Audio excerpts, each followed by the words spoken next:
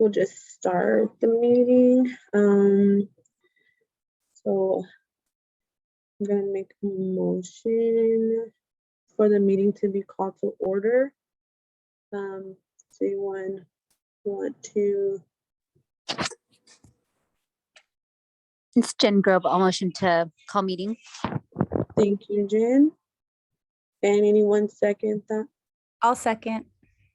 Thank you.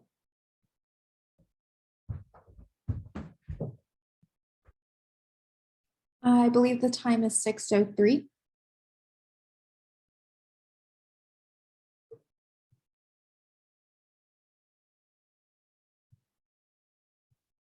And then tonight for administrator, we have Mrs. Andrew Meyer on the call. Okay. Hi. So we are going to take roll, see who's here. So we'll start. We have Ann. She just checked in. So yes, we have Rachel Staylor. Present. Thank you. Genevieve Hokinson. Present. Thank you. Alvin Oseguera. Present. Thank you. Carla Sanchez. Present and typing. Thank you. John Kearney. Present. Thank you. Jennifer Grob. Present. Thank you. And there's me. Brett McIntosh. Present. Thank you. And then Delfino's out today. So that's 1, 2, 3, 4, 9. And then do we have any guests on the call that would like to be put on the list as attendees? This is Susie Navarro. I'm an assistant principal. Thanks, Susie. Thank you, Susie. And then Marcus Finley, assistant principal. thank you, Mr. Finley. And then Marilyn Dela Cruz, executive assistant. Thank you, Marilyn.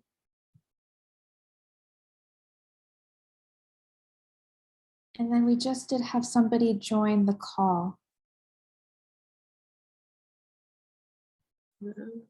I think it's Leslie.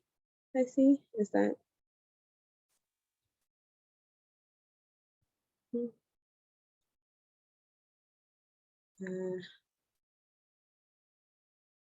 Okay. Leslie, did you want to check in as a visitor on for the meeting? Okay. So we will move to the next subject on the agenda, which is the review and approval of the past agenda. Just make sure that everyone's able to review that one and look it over. Is there anyone that wants to make a motion to approve the? I'll motion to approve. Okay, do we have a second? Jennifer, this is for the present agenda. Oh, the current agenda. Yeah, the last meeting agenda will be under the consent items, which is later down. Okay, the meeting minutes. Got it. So does anyone want to second the approval of the current agenda? This is Jennifer Grove. I'll second. Thank you. And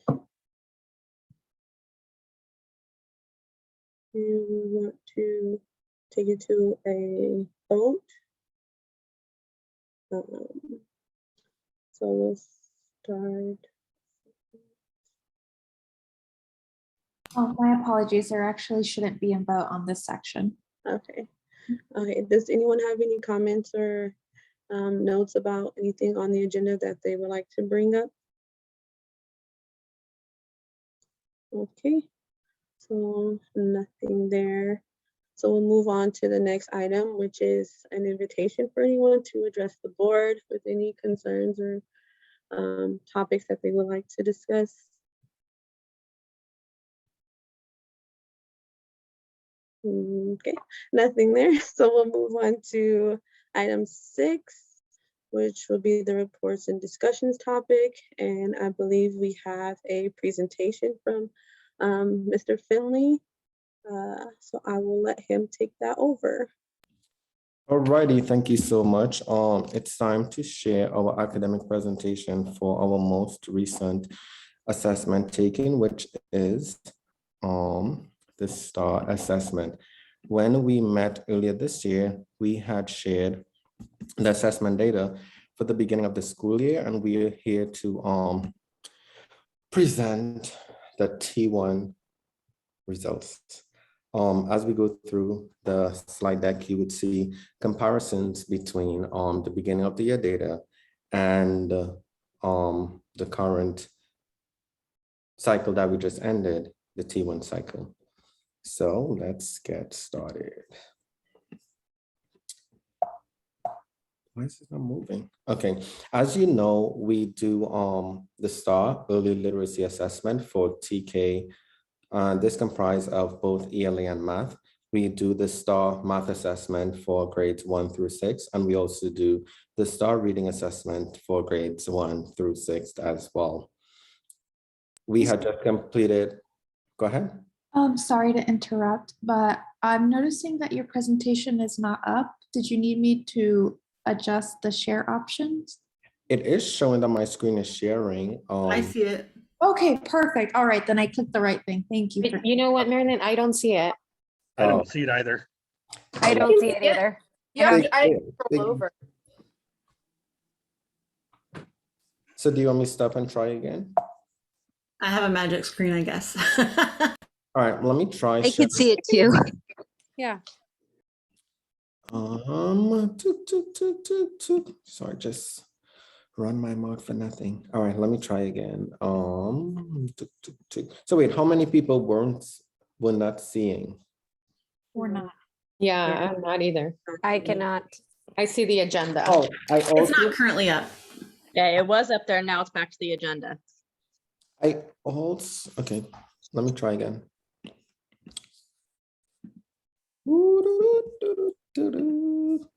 Can you all see now? Let me wait. I think I need to click this thing here. Yes, Yes, it's I can showing see on it. my screen, Brett. Wait. And now it's gone. Yeah. Good, Marilyn. I see Okay. it now. I want one participant can share at a time now. It's gone for me. All right, let me try again. It was off this time. Yes. See now? Yes, we see that. Yay. All right, where did I? There you go. Okay, here we go. So we just completed our November cycle. We got 2 more to go. The other test is happening in March and the last one is happening in June. So just a reminder of what our key looks like. We have different level. Level 1 is shaded as red. Level 2 is yellow. Level 3 is blue and level 4 is green. We want students to be proficient, and proficiency is measured from level 3 upwards, which is the blue category and the green categories. So as you look at the presentation, the red bar would represent T1 and the blue bar would represent the beginning of the year data. So you'll see some comparisons happening, and I just wanted to point out to you what the colors mean. So we'll first start with TK. TK has their own in-house assessment, and we are sharing data with regards to their letter names. At this time in the school year, we are expecting all of our TK students to have mastered 50% of their letter names. And this is 26 of the 52 letters, which speaks about uppercase and lowercase letters. So you can see that Ms. Hokinson started with 22% of her kids mastering 50% of the letter names at the beginning of the year, and now she is at 83%. We then have our other TK teacher. His students started at 39%, and now we have 100% of his students already mastering 50% of their letter names. So they are doing well down in TK, and we are looking forward to see their results for the next cycle. With regards to kindergarten, in their early literacy assessment, we have the 3 teachers. Mrs. Gill started off with 61% proficient in the early literacy exam, and she's now at 96. Ms. Squat started at 65 and is now at 76. Ms. Dominguez started at 71 and is now at 79. So you can see that there has been growth amongst all three classes. And as a grade level, they were at 66% proficient, and they are currently at 84% proficient. Moving on to first grade ELA, we have Mrs. Gallegos starting at 64%, and she is now at 64% still proficiency with her first graders.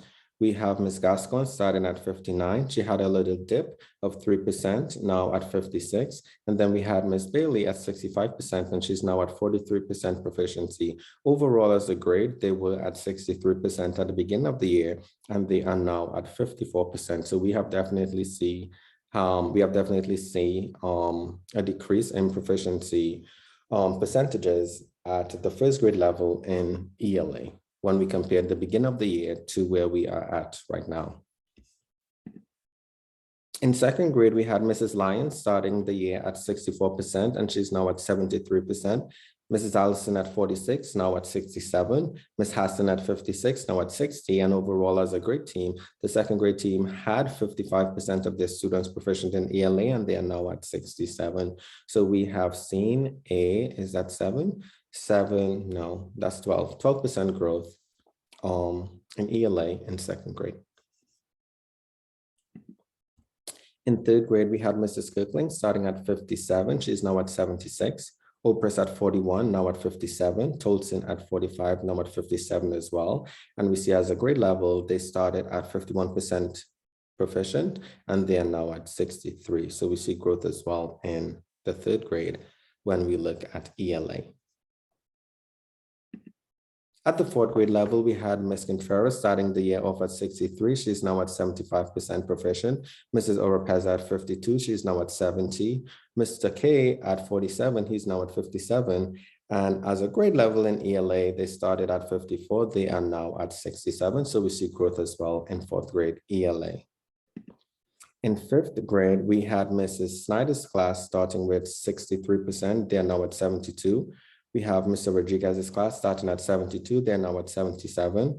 We have Mr. Thompson's class where Mrs. Barnes was formerly the teacher. They started at 55 and they're now at 69%. And overall, as a grade level, we have the fifth grade ELA at 63%, starting at 63%, and they are now at 73% proficient in ELA. And then our final grade is the sixth grade. We had Ms. Sanchez's homeroom starting at 57%. They are now at 61. Perez 39, now at 63. Banner started at 68. She's now at 64. And then overall average for sixth grade, we have 55 at the beginning of the year, and then 63% at the end of the year. So I think overall there were one grade level where there has been decline across the entire grade level, and I think two individual classes where there has been a decline when we look at the whole school. And just looking at the whole school percentages, the red represents again students that need urgent intervention. The yellow represents students that require some intervention and are almost proficient. And again, the blue and green represent students that are proficient in ELA. So this is our most recent assessment data looking at all grade levels. So I'm going to pause. Do we have any questions with regards to the ELA data? I have a question. Do your grading scales flip from what the teachers use? Because when the teachers say that, like I just had my parent-teacher conference, if your kid is in green, that means they're at an 8, and then if they're blue, that means they're above. So do you guys flip it when you do like at a larger scale level where green is the above? No, it has always been a blue. It has always been, hold on one second for me.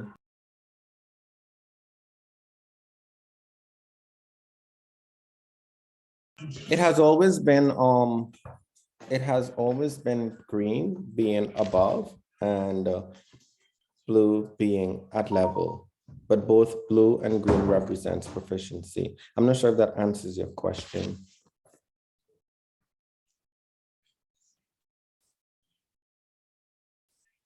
Yes, no? That was my only question. I was just wondering because I think her teacher flipped those two. And Oh, they so I might was have, they told you that blue was above? yeah. And that might have just been an error in the moment, possibly. Well, she showed me the graph thing, and it was red, yellow, then green, and then blue was on the end. Interesting. No, it's always blue, then green. Thank you. You're most welcome. All right, anybody else, or should I move on? Okay, we are now going to move on to math. In TK, we measured the student's ability to orally count from 1 to 10. And we measured their growth from the beginning of the year to November. Ms. Wilkinson's class started with 78% of students being able to count orally from 1 to 10, and now she's at 94. Ms. Holbrook's students started at 28% proficient, and then they are now at 94 as well. So both classes are doing well. At the end of the year, we are hoping for all TK students to be able to count to 50 orally. So we are gonna continue setting monthly benchmarks for them as we progress monitor towards meeting that goal. In first grade math, we have Gallegos' class starting off at 71% of the students being proficient. She is at 86 right now. Gascon, 70. The students are now at 78. Bailey, 54. Her students are now at 68. So all three classes showing an increase. And overall, as a grade, they started at 65 and they are now at 77% proficient. In the second grade, we have Miss Lyons' class starting at 57% proficient. Her students are now at 77. Allison had 71, they are now at 73. And Hassan's class had 72% at the beginning of the year, they are now at 67. An overall percentage of 72 currently, and they started the school year at 67% proficient. With regards to third grade, we have Miss Cookland's class starting at 67%, they are now at 59. Oprah starting at 31%, they are now at 47. Tolson starting at 48, they are now at 63. And overall, they started as a grade level at 49% proficient. They now have 56% of their students proficient in math. In the fourth grade level, we have Ms. Contreras' class starting at 47% proficient. They're now at 58. Oropeza moving from 30 to 33. Kumamoto starting at 20 and they're now at 43. And overall as a grade, they went from 32% to 45%. And we are actually proud of the fourth grade math because we are happy to see that they are over 40%. So we are looking forward to see how much growth they would make by the end of the school year.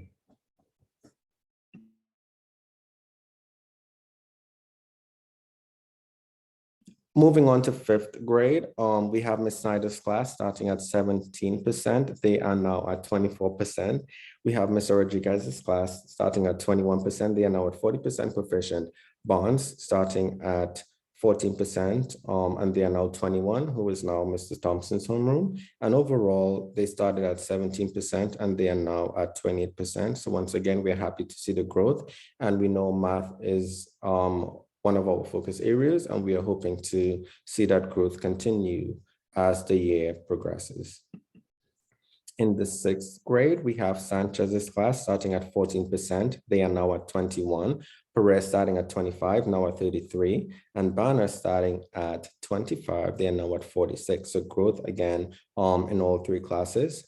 The grade level started at 21 and they are now at 33%. So again, we see that improvement happening and we are excited and we are looking forward to see what is next to come with regards to our math. Whole school at a glance, you see the different sections. You can clearly see that in the third and the fifth grades, we have just a little bit more students in the red, but we are happy to see that majority of the students in the upper grades have gone into the yellow category, which means that with a little bit more push, they can then become proficient, landing in the blue or even the green. When we compare the whole school proficiency level with regards to reading and math, beginning of the year to trimester 1, we started the year as a school at 57% proficient in reading. Now we have 65% of our students proficient in reading. So we're happy to see that increase as well. And then in math, we started the year with 42% of our students proficient in math, and we have a 10% growth where we are now at 52% proficiency. So again, we are happy, we're excited, and we know that there is a lot more work to be done, and we are going to continue pushing forward to get where we need to be.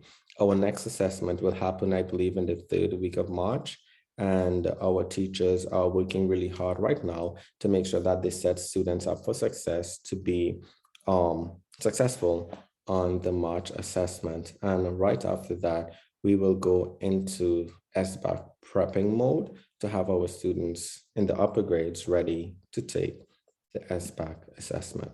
So that brings us to the end of the STAR academic presentation, and I'll pause for a few questions.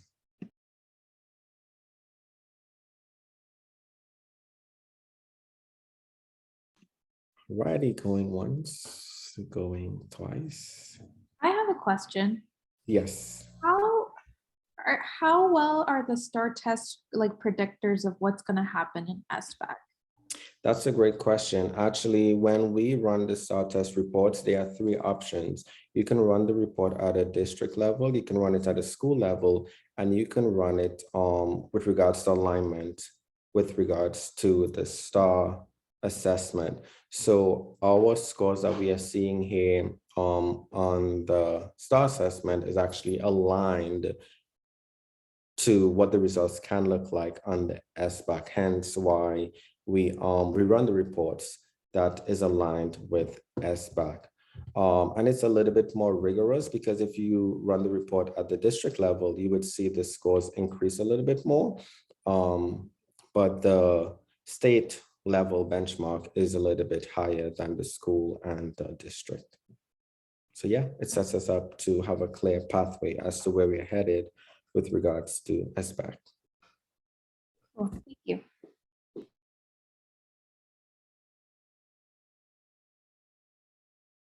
Okay, well, that's all from me. Nice work, Mr. Finley. Well done. Thank you so much.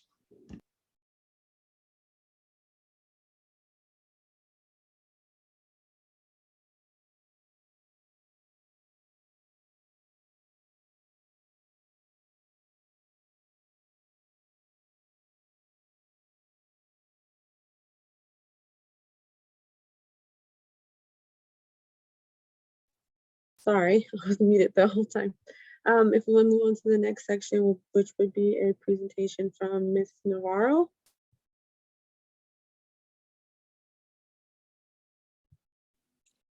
Nicely done, Mr. Finley. Thank you for your presentation. And Marilyn, are you able to share mine or should I just do that? If you have it there and I see it, so will you share it, please? Yeah, just let me know as I go through. Okay, thank you. Yep, perfect. Okay, my presentation's around our school-wide Title I action plan, which has already been approved by this board. We're very excited about that. So go ahead and click over to the next one. We have 2 school-wide goals under the Title I umbrella. And the first goal is to increase academic achievement and provide professional development. And the way that looks is to increase student achievement in the areas of English and math with added support to subgroups, to look at the equity gap, especially through COVID, and to provide ongoing professional development for teachers and administrators as well. Our second goal is around school climate, and that looks like the sub goals to maintain parent satisfaction of a safe environment, to increase parent satisfaction of high quality education, to increase student attendance rate to 96%, and to maintain low suspension rates and continue to lower them. So let's go ahead and dive into these so I can explain to you what that will look like. Go ahead, Marilyn, thank you. So under our first goal, which is to increase academic achievement and professional development, we have the goal to increase student achievement in both ELA and math with added support groups to the subgroups. Now, growth target here is to increase student proficiency in English and math by 5% annually until a goal of 85% or higher proficiency is achieved. The rationale behind this is taking STAR assessment scores and looking at them. We are able to see improvement or the need for improvement in both of those subjects. So if you take a look at here under the ELA and math, we are targeting two different groups, which is the intervention group and the urgent intervention group. We took scores from 2020 and we compare them to 2021. And as you can see, from 2020 to 2021, we saw an increase in need. So that's what you're seeing. So for example, our intervention group for under ELA, we had 19% of students that needed this improvement. And then in 2021, we had 21%. So that means that we increased in this population by 2%. So you can take a look at the chart here, and under math, you're going to see the same. You're going to see an increase from the year 2021 to 2022 in the students in these groups, which means if you click to the next slide, Marilyn, we can actually visualize this, which means if you can see here, we're focusing on the two groups, the group in yellow, which is intervention, and the group in red, which is the urgent intervention. So side by side, you have the year 2020, and then you have the year 2021. And as you can see, those two colors definitely increased. So that's what we're looking at, a student population increase in need. And this is our rationale behind the sub-goal. Go ahead, Marilyn.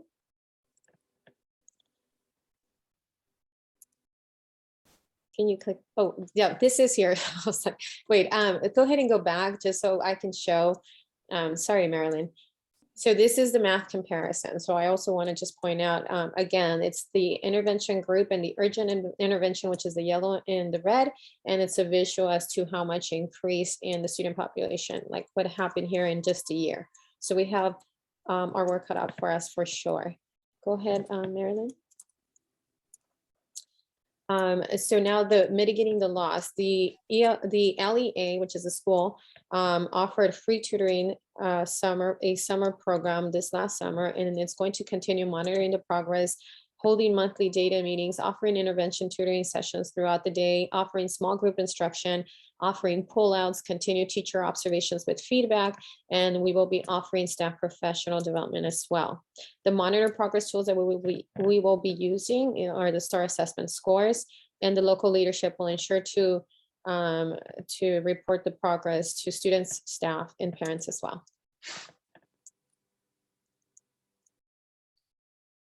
Now, the second sub goal is to look at equity, the equity gap, especially through COVID. So here, what I'm showing you is our enrollment school demographic student groups, right? So if you can see here to the right, the English learners, we have 6% of them. We have 51% of socioeconomically disadvantaged students. And then we have 6% of students with disabilities, 1% of homeless students, and then the other is 36%. Now we look at each group. Again, the rationale is using STAR assessment scores to show that there is a need for improvement for the various focus groups.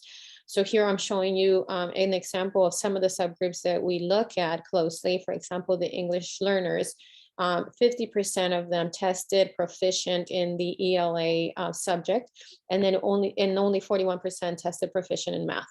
So if you look at each group, you're going to see the percentage of students that tested proficient within the English subject and the math as well. Now, if we take a closer look, our white student population has scored the highest here with 73% in ELA and 53% in math. And so like they're all different. What our goal is to look at the equity gap and to get all of these subgroups to be performing at the same percentage, if you may. Go ahead, Marilyn. So here's the visual again of what I just showed you. I'm very visual, so I just need to see it in multiple forms. If you can see our student white population in purple, it is our highest. So ideally, we have all of these different groups at the same percentage all across. So we want to see the up and down, the unevenness in this graph. Go ahead, Marilyn. And this is for math. You can see again where our work is cut out. So we got to get these groups to match the highest population, which is the white population right now. Go ahead. So the rationale again is using STAR assessment scores to show that there is a need for improvement for various groups. And so what I just discussed with you was this: the white students outperform other student groups in both ELA and math. All 6 groups perform better in ELA. So then we have to look at that compared to math. And then students with disabilities are the lowest performing group in both ELA and math. English learners, African Americans and Hispanics, are performing near or at the same level in math. So we really take a look at the data so we can see where our need for support is at. Okay, so the growth target is to increase overall proficiency rate of students in identified subgroups in the areas of English, language arts, and mathematics by 5% annually until we reach the goal of 85% or higher proficiency.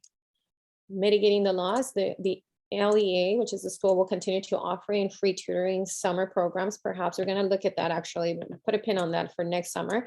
We will continue monitoring progress, holding monthly data meetings, offering intervention tutoring sessions throughout the day, offering small group instruction, offering pullouts, continue our teacher observations and offering feedback to the teachers. We will continue offering staff professional development. In addition to that, the LEA will provide necessary resources such as technology, food, school supplies, and mental health supports for the students in need. Monitoring progress tools that we will be using the STAR assessment scores, annual student intake information, FRL applications, information provided to outreach task force as well. The local leadership will ensure progress is reported to students, staff, and parents as well around this goal.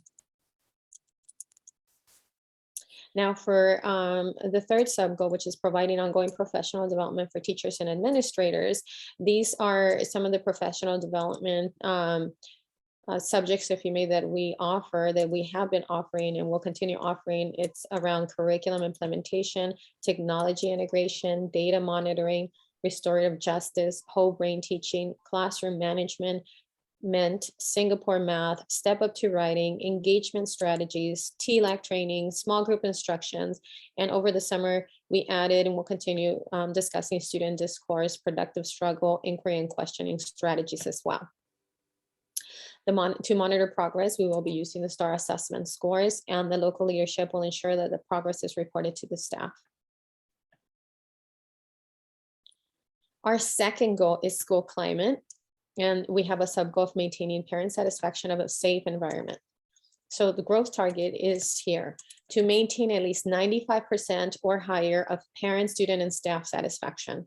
To monitor progress, we will be using the parent satisfaction survey, and the local leadership will ensure progress is reported to the parents and staff. Thank you, Marilyn. You're doing such a good job at switching. So I do want to share with you what our parent satisfaction survey says. Like, we've looked at it, and these are the results that came from it. 62.4% of our parents strongly agree that REACH provides a safe learning environment. 34.7% of our parents agree that REACH provides a safe learning environment, which is a total of 97.1% of parents reporting that REACH has created a safe learning environment. Great news. Now, our growth target is to continue increasing by 2% annually until a goal of 95% or higher is reached. In this particular case, we reached a goal, we surpassed it. However, it is still our goal to maintain it and continue to increase, of course, until we, hit 100%, which is always the goal. To monitor progress, we will continue using the parent satisfaction survey, and the local leadership will ensure progress is reported to our parents and our staff as well. Now, for the second sub-goal, which is to increase parent satisfaction of high-quality education, our parent satisfaction survey showed us that 60% of our parents strongly agree that REACH provides a high-quality education, and 30% agree that REACH provides a high-quality education, which is a total of 90% overall parent satisfaction rate. As you can see, I definitely highlighted it in red because we have some work to do around that as well. So here's what I wanted to show you also. We surveyed our students when it came down to student satisfaction, and I wanted to show you our student feedback as well, as this is also important to us. So this is taken from our survey from our 4th through 6th grade student satisfaction survey, and 84%, which is the blue in the pie, of our 4th through 6th grade students reported liking their school. That's really incredible percentage. 88% reported sometimes liking it, 5% reported they did not know, and 3% reported not liking it.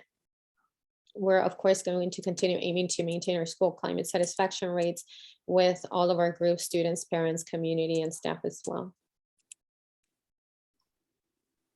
This is just a close-up of what I just discussed in case you couldn't see it since it was a smaller picture. I like to see the blue. Go ahead, Marilyn.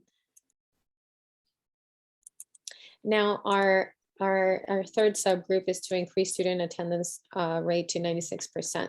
So the growth target is to increase student attendance rate to 96%. To monitor progress, we're going to continue using the ARIES reports and the California School Dashboard. The local leadership will ensure to report the progress to our parents and our staff.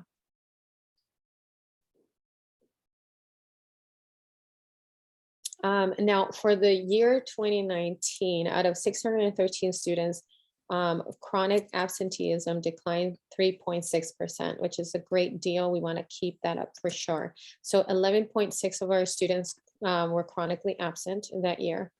So it's important to know the equity gap around the students reporting being chronically absent in the yellow here on the right, as they are the African-American students, Hispanic students, socioeconomically disadvantaged, and other races other than white subgroups. Those are the subgroups that fall under the yellow category. The chronically absent white student population falls in the green category in the accountability system. So again, we need to take a look at that equity gap because we want all of our populations at the same level. So we reduce that gap. Go ahead, Mary. Now, another sub-goal is to maintain low suspension rates and to continue to lower them. The growth target is to maintain and to lower suspension rates. So we'll continue using ARIES reports and California Dashboard as tools to monitor the progress, and the local leadership will ensure progress is reported to the parents and staff as well.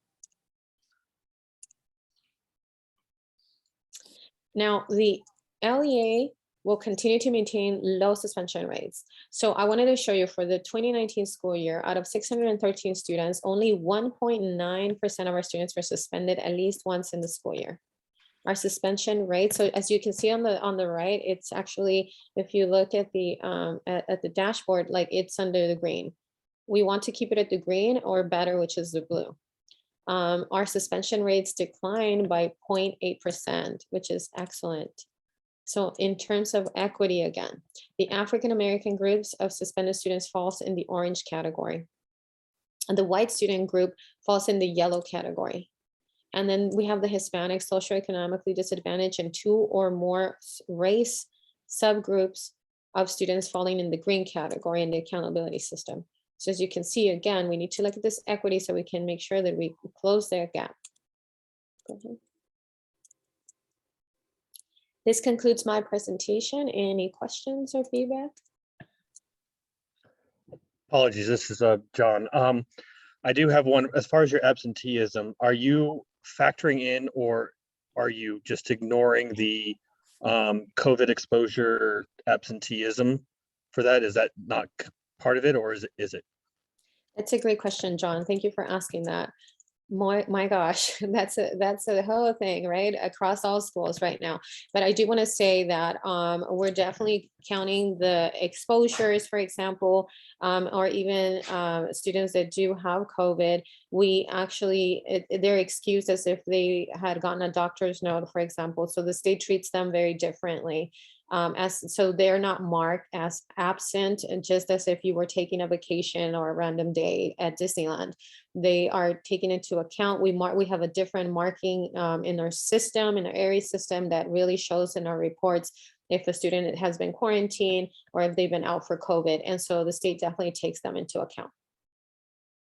Thank you for asking that. It's a great question. This is Jennifer Grove. I have a follow-up to that particular question. Hi, Jenna. Hi. So what if it is self-quarantine? If a child has been exposed in the home or and they need to wait that few days to get that test result, even if that test result does come back negative, are you wanting them? Are we encouraging students to come during that time? Are you encouraging them not to? I personally have kept my son home because of an exposure like that. But you know, that always figures into his absentee. So if there's no positive COVID test result, then he technically didn't have COVID, and those then get marked as truancies because they are not excused by a doctor. So how is that taken into consideration? Thank you for that question, Jen. I can't speak to that question enough, to be honest with you, because I want to just make sure that everybody's clear on that. It's a tricky situation. So we are, as in REACH and also the state, asking all parents to keep their students at home if they have at least 2 symptoms COVID related, right? And so what we typically have parents do is call us and say, you know what, or an exposure is part of your question, like we were exposed, give us a call. And our school nurse, Miss Amanda, she actually asks you to quarantine. Once our school nurse gives you that time frame of quarantine, then the child is excused from that. And sometimes, again, it's either a period of time that they should be out, or if you get a test, like you said, and bring it in and they tested negative, then they can just come back in a matter of 2 days. But nonetheless, if Miss Amanda has asked you to quarantine, or if you have some symptoms around that time, she will ask you to quarantine. If you've been exposed or any of that, it is marked as under that COVID regulation that I was speaking of. So are parents aware that they are supposed to ask for Miss Amanda to get that exemption? I have actually called into the office and notified teachers 3 different times, and I've never been referred to Miss Amanda. So we've had 3 different occurrences this year, and not once have I been referred to Miss Amanda. So is that something that as a parent they need to know? Because then that should be told to parents, sent out to parents, so that they are getting that exemption. Because we just went through another one this week with a negative COVID test, but had to wait that, you know, it was like, I think it only came back a day later now. They're so fast now, but you know, never being referred, we as a family got that notice saying that, hey, we need to talk about his attendance. And I'm like, wait a second, we call in, we do the things that we're supposed to, but we are not then being referred to Miss Amanda, because that's the first time I've ever heard of that. Yeah, so again, thank you for that. So I would love to actually speak to you tomorrow and take a look at your attendance records and whatnot. What we do have is also like the front office working with Miss Amanda. So when we hear things like, even on our online reporting an absence online, it'll ask you a few questions and it'll redirect you to call us if it gets to a point where it's like sounding like exposure or COVID, so we can have a conversation with you, especially as new laws have came out, like now that students have to stay out for 10 days or get that test. And so we have the front office also speaking to it and working with Miss Amanda. When I refer to Miss Amanda, it's like the front office has directions from her, but also in specific cases, she's very involved in speaking to the parents. I would say by default, you could always ask to talk to her if you have any questions. And if I have questions as the administrator of attendance and Miss Isabel, we reach out to you parents as well. So again, in your case, I would like to take a look at the attendance records and have a conversation with you around what you're asking me. Is there a way that we can talk tomorrow? No, definitely. And, just in general, if that is something that parents need to do, then we need to actually educate them in that as well. I agree with you. So we do have the front office having those conversations as parents are calling in, but I will take your feedback into consideration. Maybe we can send a message again to all parents so we can all be on the same page. I would like to, sorry. No, go ahead. I said I would like to add to that. I'm kind of in the same situation. My son's got 7 unexcused absences, and they were the time frame where he got exposed at school. They even sent home a packet, but they still are showing as unexcused absences. Okay, John, can you reach out to me tomorrow and we can discuss that? Sure. I'll take a look at that for sure. Thank you. I'm making myself some notes. Any other questions? I did have a question that's on the goal 1 for academics. One of the things that that I'm having difficulty with as a parent is being able to help my child with their homework or with the way that something is being taught. I have a 4th grader, with the way that math is being taught, or what the actual protocol for ELA is. When they're given a plot and they have to kind of write it out. We get questions and we don't know how to respond to those questions in order to be in line with how the teacher is teaching. From my understanding, a couple years back, there were classes that were available to parents, and they were just kind of snapshots of what teachers were going to expect of the children, how writing was going to go, how they were going to be teaching the math, what method of math they were teaching.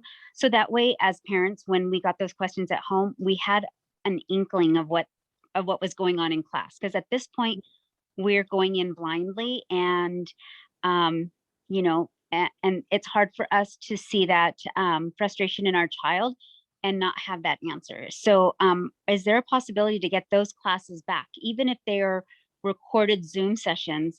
This is a new way that we're going to be doing fractions. Here's how I'm teaching it. It can be a 3-minute recap of how Mr. K is going to teach that. We can actually review it a couple times at our leisure, and then we're able to actually help our child in some way. I think that is actually going to help that parent support as well, and that parent satisfaction portion, because at this point, that's probably one of my biggest and my husband's biggest concerns, is that we don't know.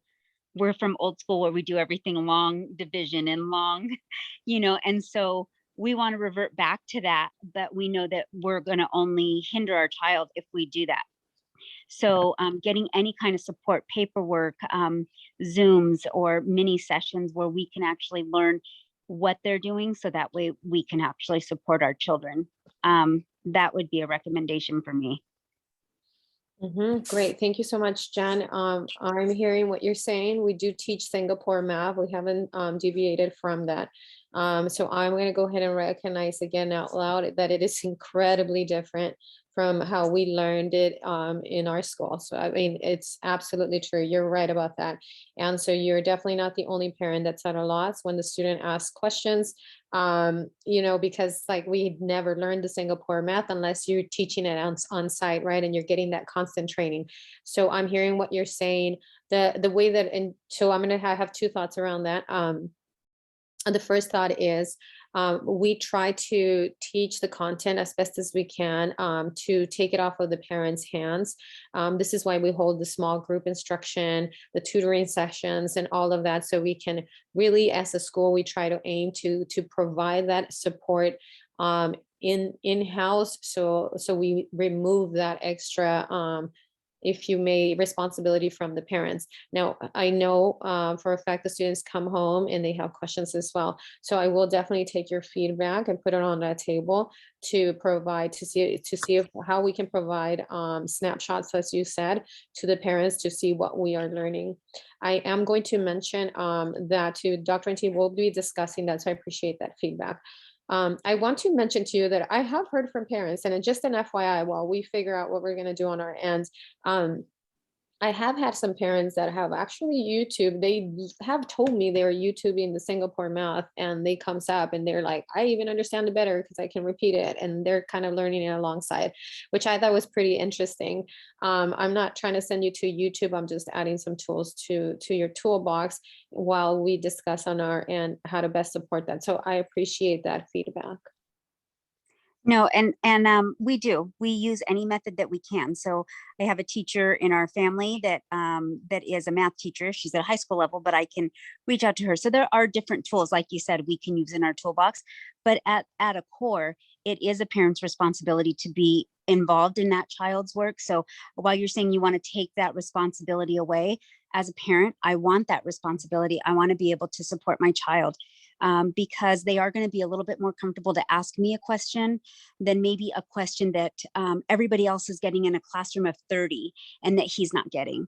So, you know, it is, I think, my responsibility as a parent to be able to help my child in any fashion. So, you know, as much as I love that Reach wants to help me and take that responsibility, I think we should be working side by side. I think that's a parent's job, is to kind of be right there with them and taking that responsibility and take an active role in their learning instead of a reactive once everything is kind of sliding downhill and now trying to make up the time. So those are just my little thoughts. Hopefully we can get something to where we can get that support as well. Thank you.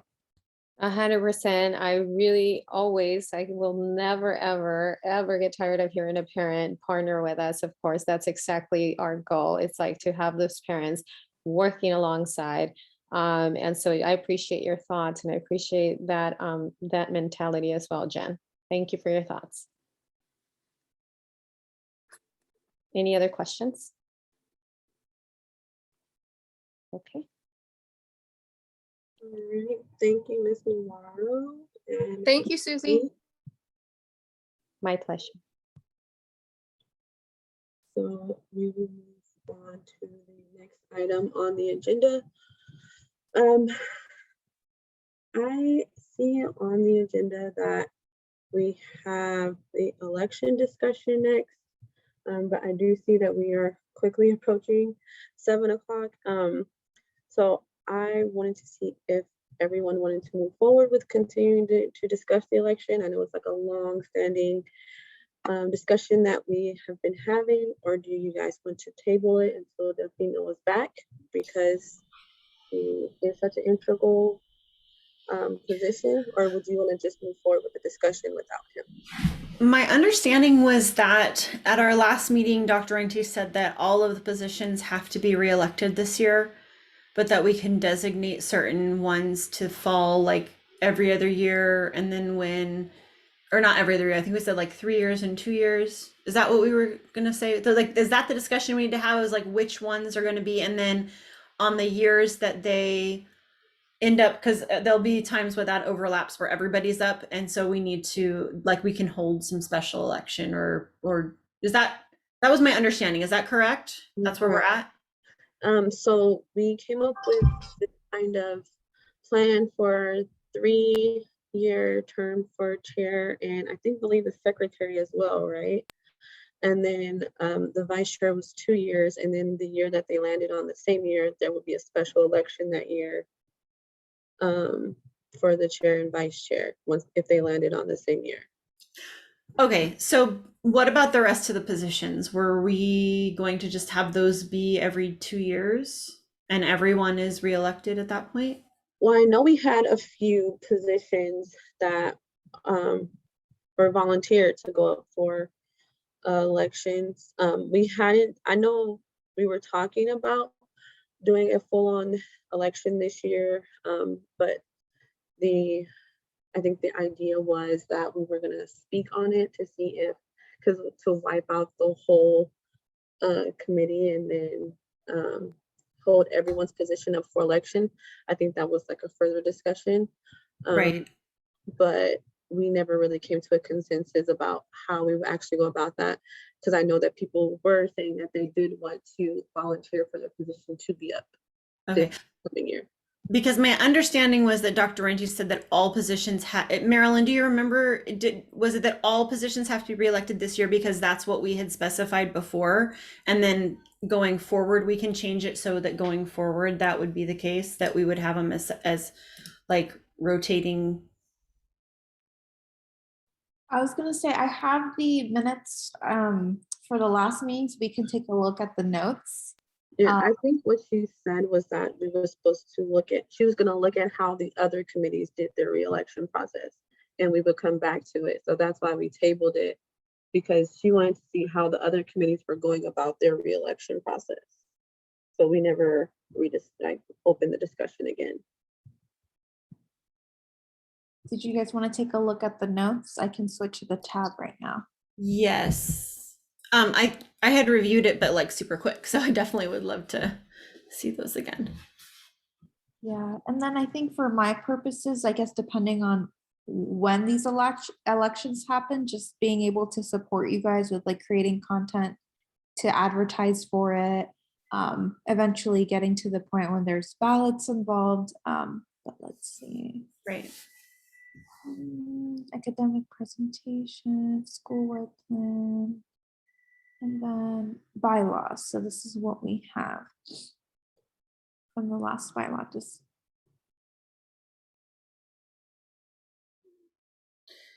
Could we scroll down a little bit? Okay.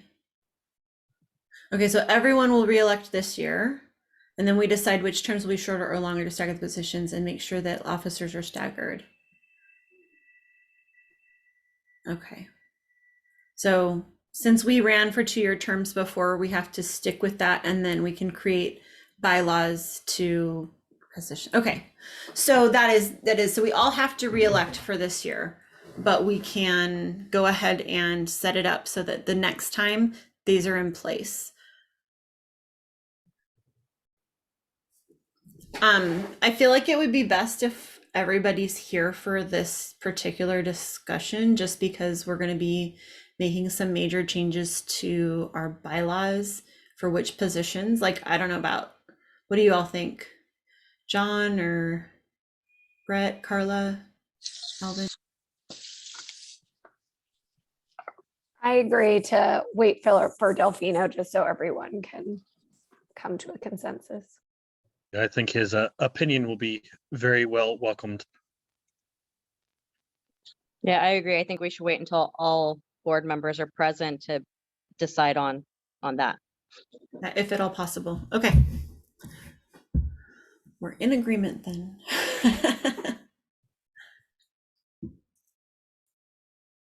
But at least we know where we stand. Like, we all have to get reelected. So that's something we're going to have to, I don't know when that needs to happen, by the end of the school year, probably, to set up for next year. But then we can set everything up so that they're solid for the next round. So whoever is reelected won't have to worry about this.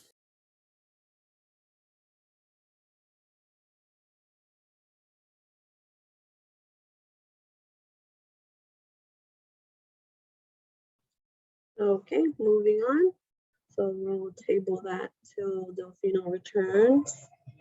And the next item would be the meeting minutes. I want to make sure that everyone was able to review the previous minutes for our last meeting and see if there's any comments or anyone had any questions regarding our previous meeting. Nothing. Okay, so we'll move on to the motion to approve the last meeting minutes. Someone wants to give motion for that? I'll motion to approve. Thank Jennifer Robe, I'll second. you. Jennifer. So then we'll move on to our vote, which we will start out with our administrator. Hi. Hi. Aye. Aye. Okay.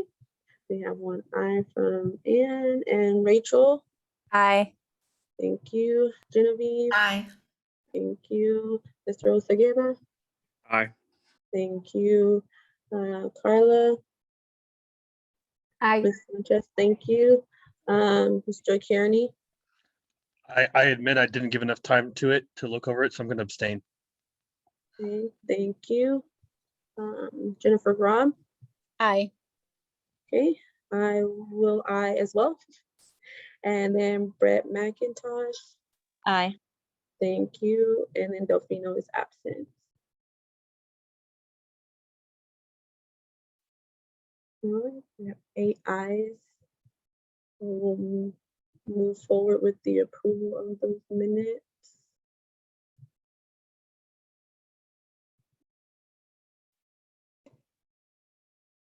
Okay.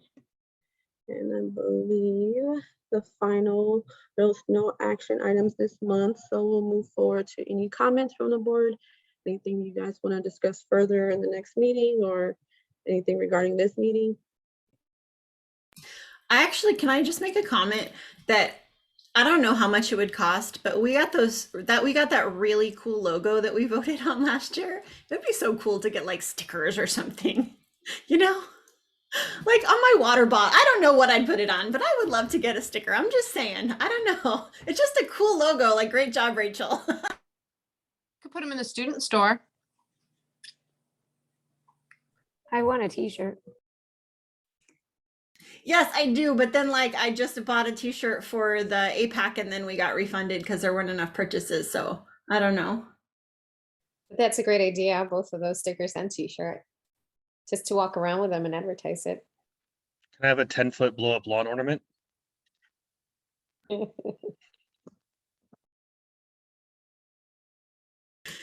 In Christmas colors.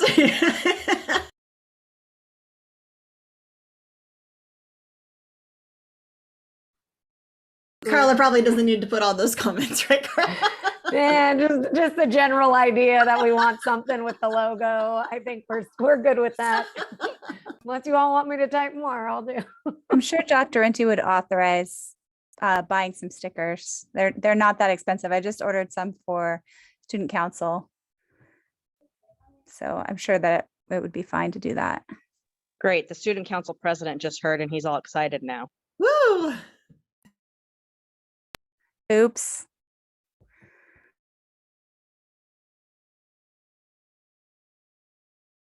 Okay, is there anything else or can we move on to the motion to adjourn the meeting?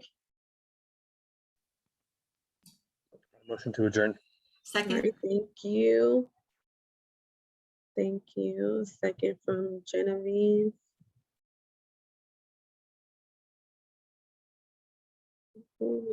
Our meeting is officially adjourned at 7:04. The next board meeting. I have January 13th for the next meeting. Awesome. Thank you, Marilyn. And I believe that wraps everything up. Thanks for having that all under me, Carla. Good night, everyone. Good night. Good night. Have a See you good in holiday. January, right? Good job. So have a wonderful Thank you. holiday. Good Happy night. holidays. Good night. Bye. Hey, great job filling in. Thank Good you. job. Good job. Jen. Yes. Good Bye, night. guys. Bye, Jen.